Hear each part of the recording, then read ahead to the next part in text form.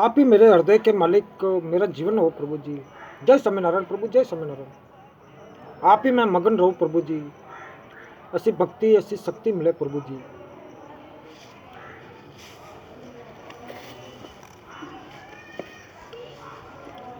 तो एक बार की बात है, बादशाह अकबर कई जंगल में शिकार के लिए निकले।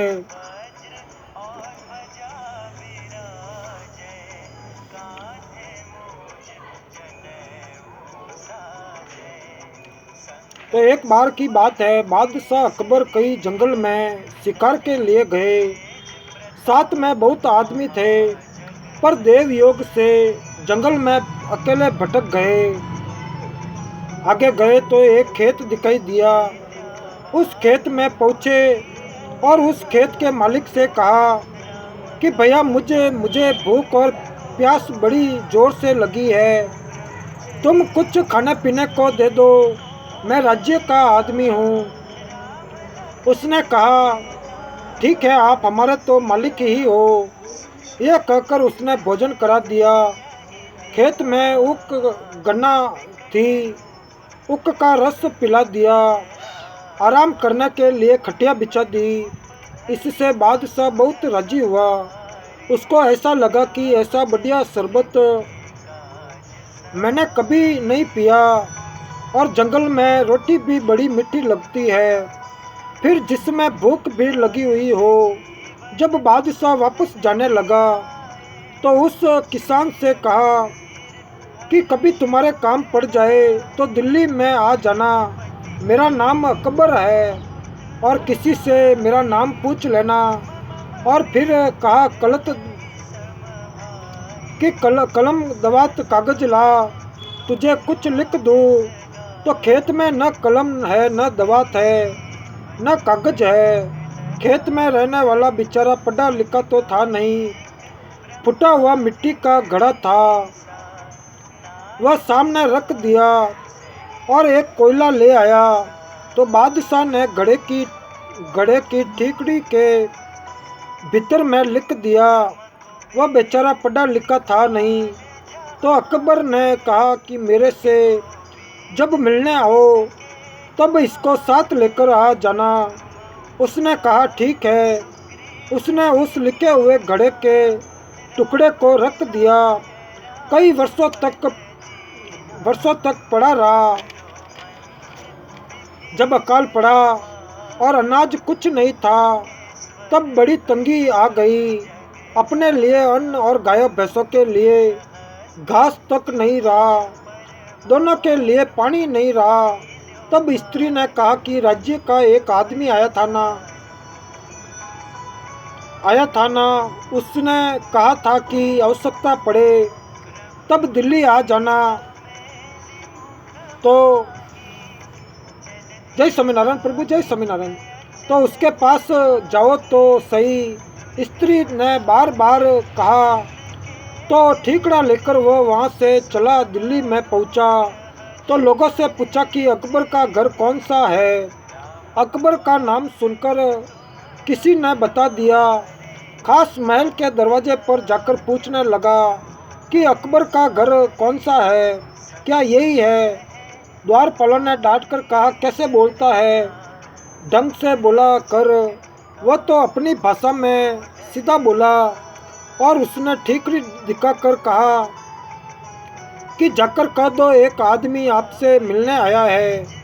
द्वारपाल चकरा गया कि बादशाह ने स्वयं इस पर दस्तखत किए हैं। उसने जाकर कहा महाराज, एक ग्रामीण आदमी है, असभ्यता से बोलता है और बोलने का भी होश नहीं है। वह आपसे मिलना चाहता है। उसे बुलाया। बादशाह ऊंचे सिंहासन पर बैठा था। उसने देखकर कहा कि ओ अकबर, तू तो बहुत ऊंचा बैठा है। तो बादशाह ने कहा कि आओ भाई बैठो। उसे बैठाया और कहा कि तू थोड़ी देर बैठ जा, मेरी नमाज का समय हो गया है, इसीलिए मैं नमाज पढ़ लूँ।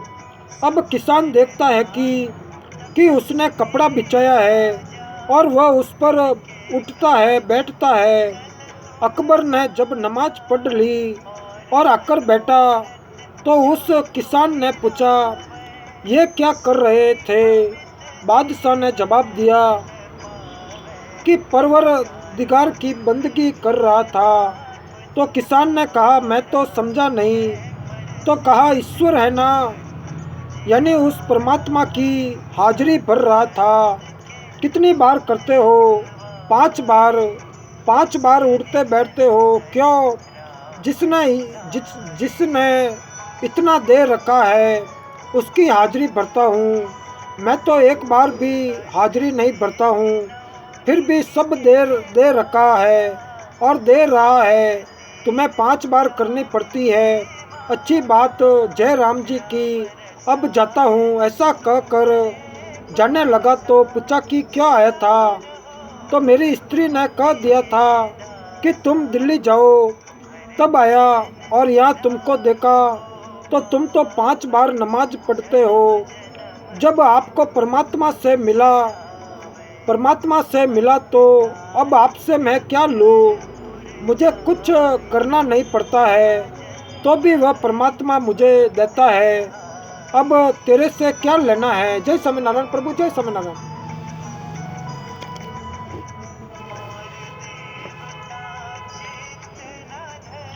अरे भैया, तुझे जो चाहिए सो ले लो। बादशाह ने कहा, नहीं, इतनी मेहनत से तुम्हें मिली हुई चीज़ मैं मुफ्त में कैसे ले लूँ? ऐसा कहकर अपने घर चला आया। स्त्री ने पूछा, क्या हुआ? उसने कहा कि अपने प्रभु को याद करो, जो सबका मालिक है वही सबको देता है। वह हमारा उनका सबका मालिक है, उसमें कोई पक्षपात नहीं है। वह सबका है तो हमारा भी है। अब अपने उस राज्य के आदमी से क्या मांगे जो कि स्वयं भी मांगता है।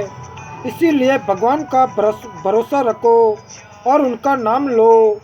कई चोर मिलकर चोरी करने गए। बाहर उस किसान का घर था। उसके पास वे चोर छिप कर रहे। उस घर में वे दोनों पति पत्नी आपस में बात कर रहे थे कि स्त्री पति से बोली कि दिल्ली गए और कुछ लाए नहीं। तो उसने कहा, क्या लाए? हमारे पास तो कुछ था ही नहीं, कुछ कमाते। इस पर पति ने उत्तर दिया, अब तो भगवान देंगे तब ही लेंगे। भगवान पर ही हमने छोड़ दिया, और भगवान पर छोड़ दिया तो कुछ काम धंधा तो करो। जय स्वामीनारायण प्रभु, जय स्वामीनारायण।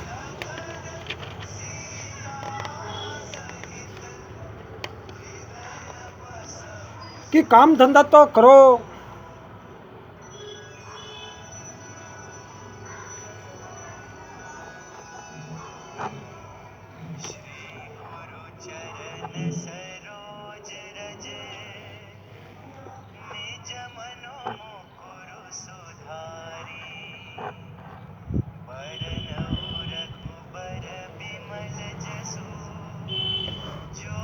तो उसने कहा कि काम धंधा भी किए बिना भी धन मिलता है। जय स्वामीनारायण प्रभु, जय स्वामीनारायण।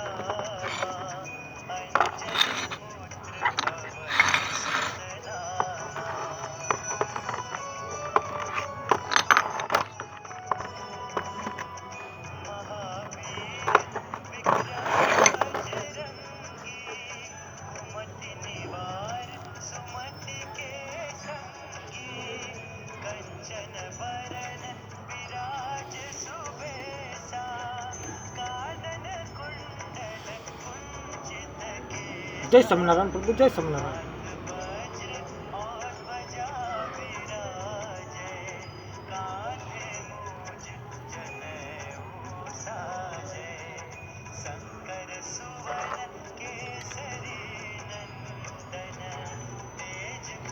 तो उसने कहा कि काम धंधा किए बिना ही। जय स्वामीनारायण प्रभु, जय स्वामीनारायण।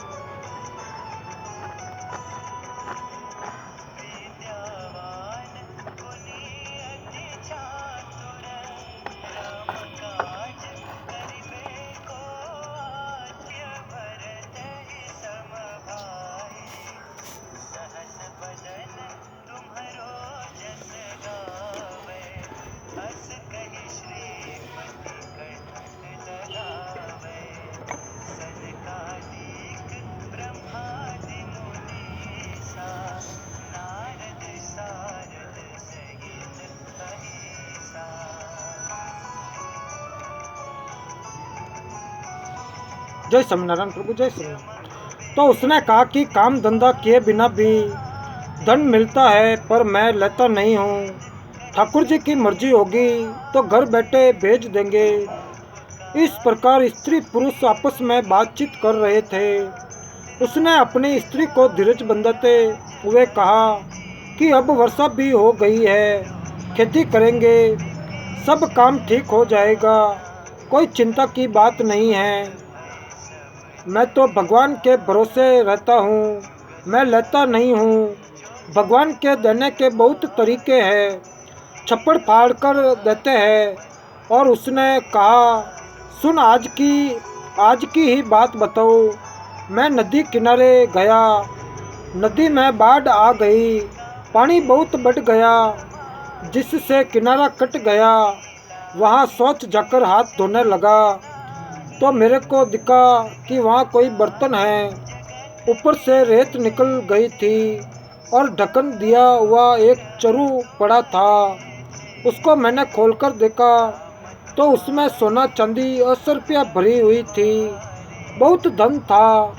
मैंने विचार किया कि अपने को तो ये लेना नहीं है, ठाकुर जी स्वयं भेजेंगे तब लेंगे, पता नहीं ये किसका है।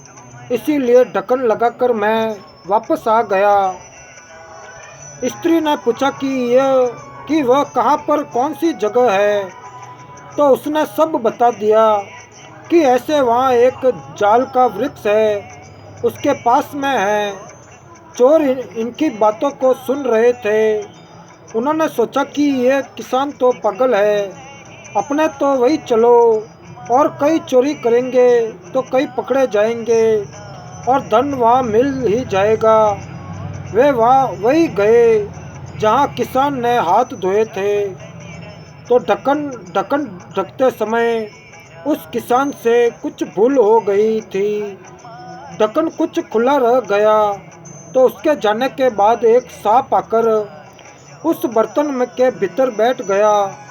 जो ही चोरों ने उसका ढक्कन खोला कि सांप ने फुंकार मारी, उन्होंने जोर से ढक्कन बंद कर दिया। अब चोरों ने विचार किया कि उस किसान ने हमको देख लिया होगा, हमें मारने के लिए ही उसने ये सब बात कही थी। इस चरु में न जाने कितने जहरीले सांप बिच्छू भरे हैं। इस चरु को उसके घर में ही गिरा दो, जिससे ये सांप बिच्छू उनको काटकर मार देंगे। अब इस चरु को बांधकर उसी किसान के घर पर ले गए।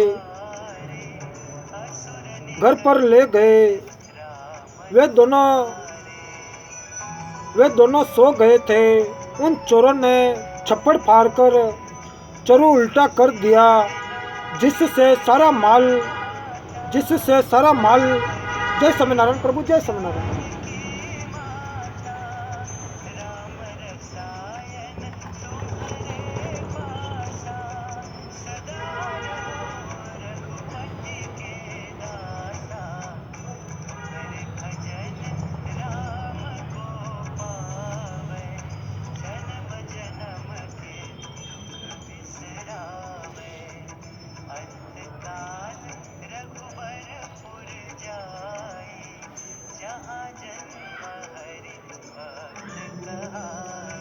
तो उन चोरों ने छप्पड़ फाड़कर चरु को उल्टा कर दिया, जिससे सारा माल घर में गिर गया और स्वयं आप भाग गए।